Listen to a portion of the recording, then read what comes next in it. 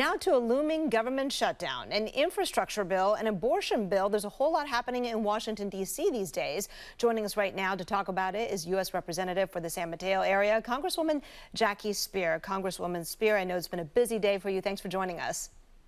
Thank you, Kristen. Good to be with you. Washington is facing several big problems right now. Let's start with the potential economic calamity that Fed Chair Janet Yellen wrote a letter to Congress about, actually, and that is the U.S. may run out of money and not be able to pay its debts or for essential functions unless Congress raises the debt ceiling. Now, that is Greek to most people, so please explain to us what that actually means. Well, it should be Greek to most people because there's only 3 countries in the entire world that have a debt ceiling: the United States, Poland, and Denmark. It is kind of anachronistic almost because these are debts we've already incurred. We have to pay them.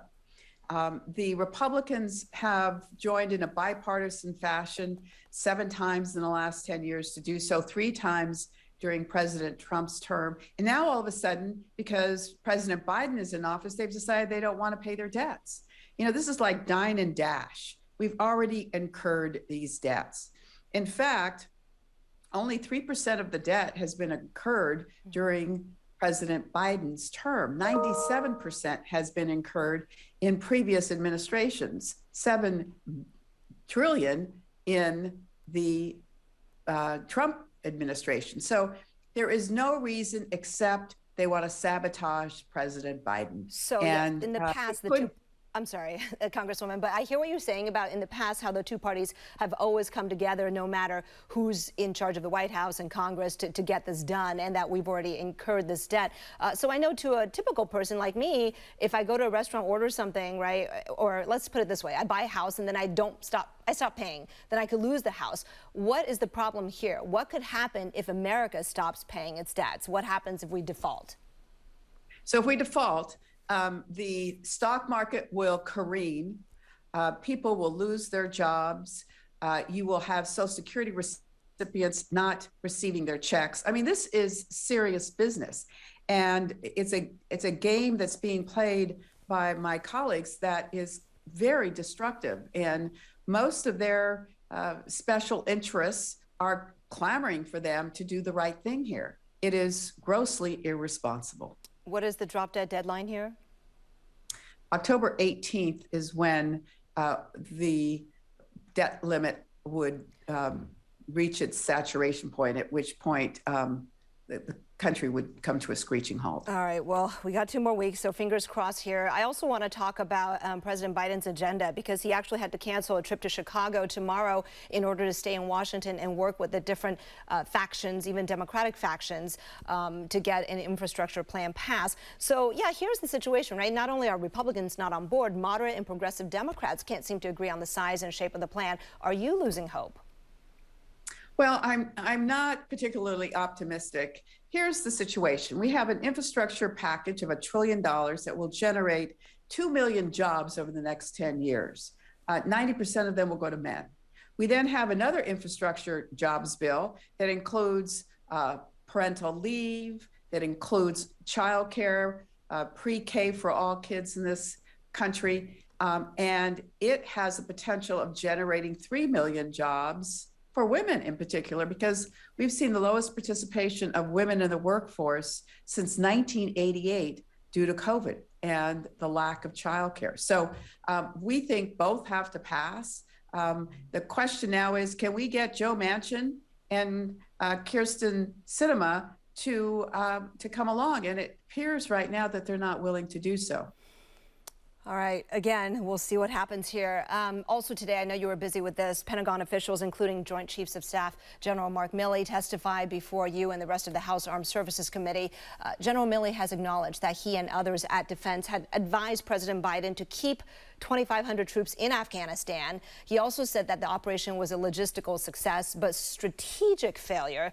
Do you interpret that to mean that President Biden made a strategic error in not keeping the 2,500 troops there? Not at all. Actually, there's no way we could have kept 2,500 troops there unless the Taliban agreed to it. And they had not agreed to it. Ideally, to leave 2,500 troops there if we were working with a combination of the Afghan military and the Taliban, but that's not what happened. President Trump negotiated only with the Taliban. He set the deadline. That was back in February of 2020. He then set everyone out by May 1st. And as we were able to negotiate a couple of more months, it was really important to end this forever war. All right, I want to turn to something that also I noticed that you really were passionate about this past week or two. When Texas passed the most restrictive abortion restriction in the country, effectively banning it at 6 weeks of gestation, you gave an impassioned speech on the House floor saying Congress needs to pass legislation that protects and enshrines women's right to choose once and for all. Can you share your story with us and why this is so personal for you? Well, Kristen, the reason why it's so personal to me is that I had a second trimester abortion. A fetus that I was carrying dropped through the cervix into the vagina. I was not going to be able to retain it. There are 25% of the women in this country, 1 in 4 women, will have an abortion.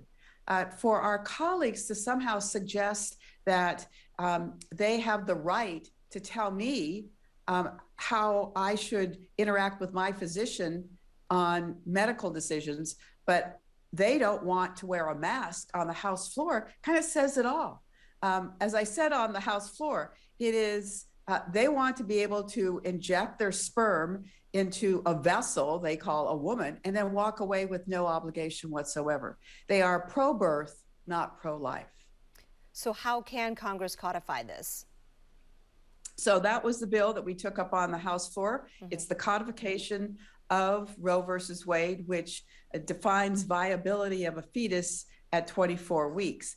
That bill will now go to the Senate, and its fate there, of course, is in question. But it is very important for us to codify what has been precedent in this country for nearly 50 years. Yeah, 24 weeks closer to the end of the second trimester. Congresswoman Jackie Speier, I know it's been really busy for you, so thank you for your time talking with us today. Really appreciate it.